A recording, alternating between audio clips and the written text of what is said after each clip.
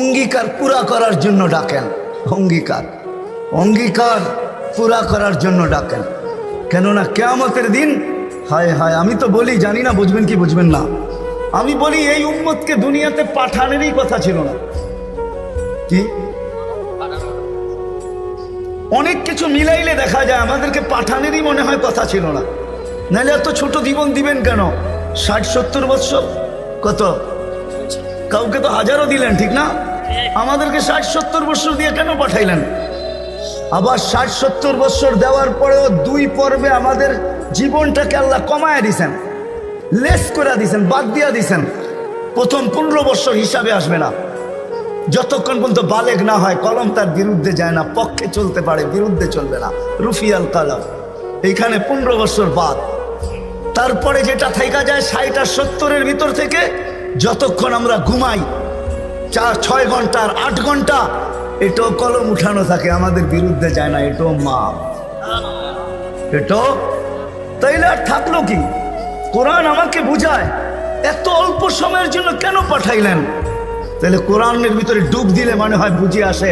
আল্লাহ মনে করেন যে কেন পাঠাইলাম, কিয়ামতের দিন তোমাদেরকে আমার পক্ষে সাক্ষী হিসাবে আমার পাশে দাঁড় করাবো। শুহাদা আলান নাস, কিয়ামতের দিন এই উম্মত আল্লাহর পাশে সাক্ষী হিসাবে দাঁড় করাবে আল্লাহ। সমস্ত উম্মতের উপরে আমাদেরকে সাক্ষী হিসাবে দাঁড় করাবে আল্লাহর পাশে। ইনশাআল্লাহ এই উম্মত কিয়ামতের মাঠে দাঁড়াবে না, সেই উম্মত স্টেজে দাঁড়াবে। স্টেজে আল্লাহর পাশে স্টেজ লাগানো হবে, ওই স্টেজে এই উম্মত দাঁড়াবে। কেননা আসামি আর সাক্ষী এক জায়গায় দাঁড়ায় নাকি? দুইজনের মান একটা, দুইজনের মান ভিন্ন, ঠিক না? আমরা পাশে, না কোরআন বলতেছে শুহাদা আলান নাস ওয়া ইয়াকুনুর রাসূলু শাহীদান আলাইকুম ওয়া তাকুনু শুহাদা আলান নাস। আমরা সাক্ষী। আল্লাহ বলে কম সময় দিয়া কেন পাঠাইলাম জানো? কিয়ামতের দিন কেউ প্রশ্ন করতে পারে যে এরা যে সাক্ষী হিসাবে দাঁড়াইলো, এরা তো দুনিয়াই দেখে নেয়, তাইলে আবার সাক্ষী হবে তো হবে কি করে? ওই দিন যেন আমি বলতে পারি এদের পা উঠায়া দেখো, এরা এখনো দুনিয়ার মাটি লাগানো আছে, যদিও কম সময়ের জন্য। মনে হয় আমাদেরকে দুনিয়া পালানোর জন্য আল্লাহ পাঠাইছেন। অনেক সময় বলে না, আরে আপনার টাইম নাই, তাতে কি আসে যায়, আমার বাড়িটা পাড়ায় চলে যায়। আল্লাহ মনে হয় এই জন্য পাঠাইছেন যেন আমরা দুনিয়াটা পাড়ায় চলে যাই।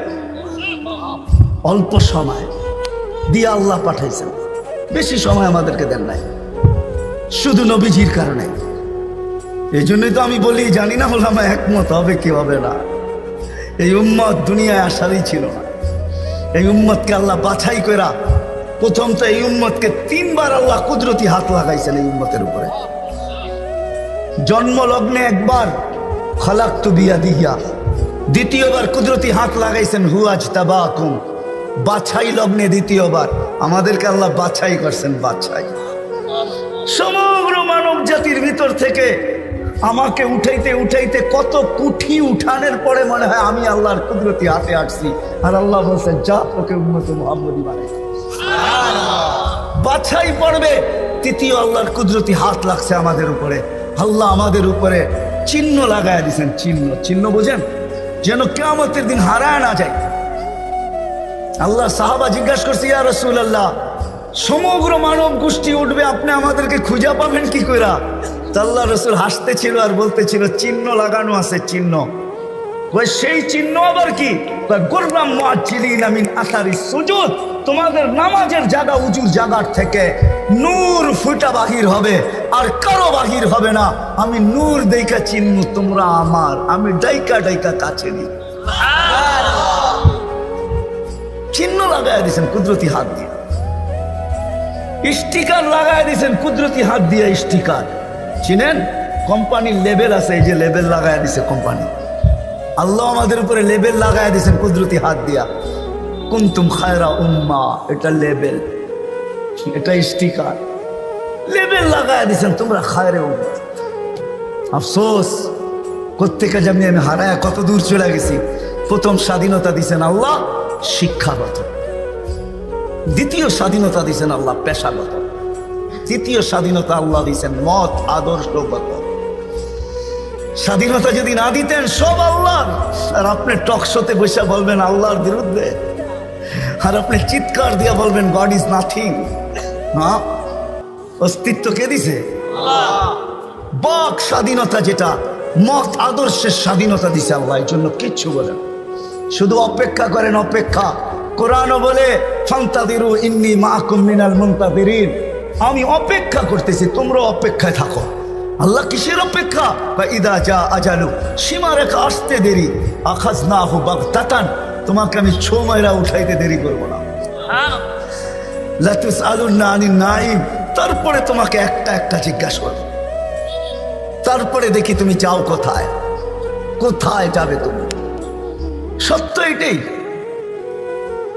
মত আদর্শের স্বাধীনতা, যেটাকে বলে কি বলে, মত আদর্শের স্বাধীনতা আল্লাহ দিয়েছেন, আদর্শগত স্বাধীনতা, নাইলে নাস্তিক হওয়ার কোনো প্রশ্ন ছিল না। অস্তিত্ব দিবে আল্লাহ, আপনি বলবেন আল্লাহর বিরুদ্ধে, এটা পসিবল ছিল না, ইম্পসিবল।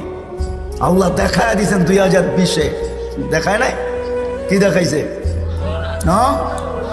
সারা দুনিয়া, যেই দুনিয়া নিজেকে এত শিক্ষিত মনে করে, এত আপডেট মনে করে, এত এডুকেটেড মনে করে, এত উন্নত মনে করে, এত আধুনিক মনে করে, ওই পুরা দুনিয়াকে আল্লাহ লকডাউন লাগাই দিছে। আপনি বলেন আপনাকে মাস্ক পড়ায় নাই, আল্লাহ দুনিয়ারে মাস্ক পড়ায় দিছে, দুনিয়াকে। আপনাকে আমাকে পড়ায় নাই, দুনিয়াকে মাস্ক পড়ায় দিছে। আল্লাহ বলে আমি আল্লাহ, ইচ্ছা করলে যা খুশি তা করতে পারি। কি এখনো বহুত মানুষ মাস্ক পড়া করে, ঠিক না? হ্যাঁ, পড়ে না? কি কি ভয়ে পড়ে? করোনা এখনো আছে, ঠিক না? আপনারা বলবেন আমরা তো কুমিল্লার মানুষ, 2020-ও পড়ি না, ঠিক না? না পড়তে পারেন, কেননা টেলিভিশনে এত বড় বড় দেখছেন আর ভাবছেন নাকের ছিদ্র তো এত বড় না, এটা যাবে তো যাবে কোন দিক দিয়া, ঠিক না? এখন যদি প্রশ্ন উঠায় মুখ দিয়া যাবে, কয় সারাদিনই তো পান খাই, বিড়ি খাই, সিগারেট খাই, এটা সেটা খাইতে থাকি, মুখ দিয়া যাবে তো যাবে কোন দিক দিয়া, ঠিক না? হ্যাঁ, এই জন্য নাও পড়তে পারেন। আল্লাহ মত আদর্শের স্বাধীনতা দিছেন, চতুর্থ স্বাধীনতা দিছেন সোসাইটিগত।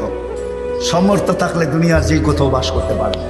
আমি চিনি কুমিল্লার অনেক মানুষ যারা আমেরিকাতে বাস করে, আমি চিনি অনেককে কুমিল্লার যারা অস্ট্রেলিয়া বাস করে, যারা ক্যানাডায় বাস করে, আমি চিনি ইউরোপে বাস করে, চিনি, আমি অনেককে চিনি, আমাকেও চিনি। সামর্থ্য আছে, দুনিয়ার যে কোথাও বাস করতে পারে।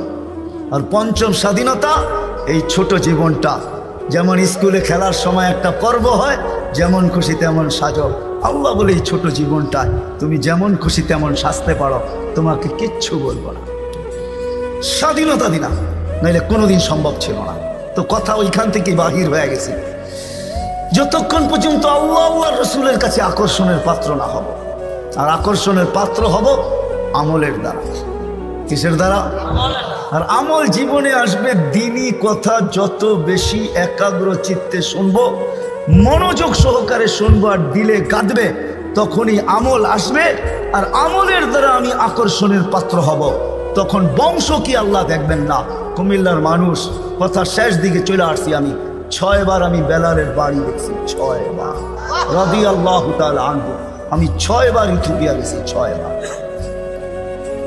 এই চোখ থেকে পানি 6 বার ঝরছে, শুধু বাড়ি দেখা, ব্যক্তি তো দেখি নাই, কোত্থেকে দেখবো? সে তো অনেক আগে চলে গেছে, তার দেশের মানুষগুলা দেখছি। কিন্তু একটা অনুমান হয়েছে, একটা এটাকে কি বলে, এতটুকু বুঝতে পারছি যে 1400 বছর আগের বেলাল কেমন ছিল। আজকের মানুষগুলোই যখন পছন্দ হয় না, তো 1400 বছর আগেরটা কেমন হবে? আজকের ইথিওপিয়া আদিস আবাবা রাজধানী ইউরোপের সাথে টক্কর লাগায় উন্নত হইতেছে, ইউরোপকেও পিছিয়ে রেখা দিতেছে।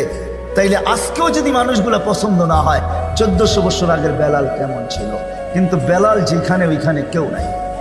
কেমন আকর্ষণের পাত্র, জমিনে চললে জান্নাতে পদধ্বনি হতো, জান্নাতে।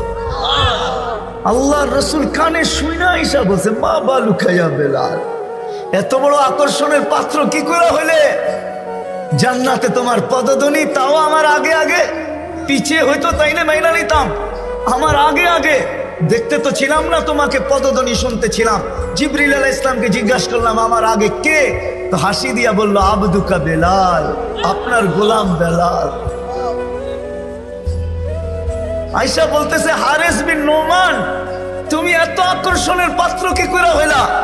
বলছে, কি ইয়া রাসূলুল্লাহ, জান্নাতে ঘুরতেছিলাম, তুমি তাহাজ্জুদে